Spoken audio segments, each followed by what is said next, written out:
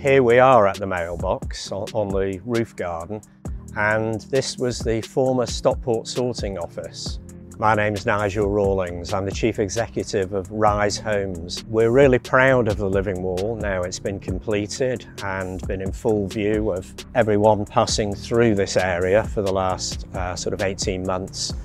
The finished product here, the elevations of this building have surpassed any expectations that we had at the inception of the project. We've had an incredible and a very positive reaction to it from passers-by, from the local authority, from our residents and customers. The A&S team were a pleasure to work with to get this project finished in the end-to-end timetable of 12 months was a remarkable achievement because A&S had to fit in with the contractor's very tight and strict timetable and programme. There are 114,500 plants on all 4 elevations of this building, and that's an incredible statistic that is also, staggers people when I tell them that.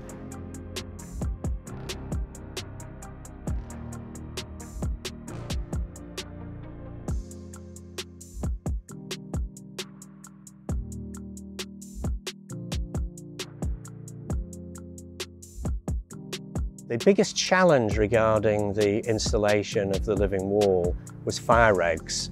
This building was redeveloped in 2019, which is post-Grenfell, and as a result of that there were changes to the design to ensure its fireproofosity, if you'll excuse the expression.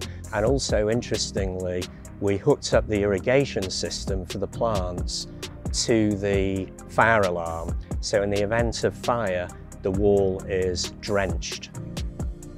Here in Stockport, one elevation of this building is actually on the main A6, which is a very busy thoroughfare through Stockport and into Manchester, and we're absorbing pollution.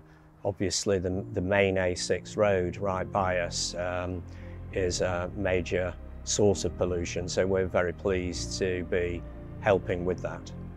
We will certainly work with A&S and install more living walls in future for a number of reasons. One is the success of these living walls here at the Mailbox in Stockport.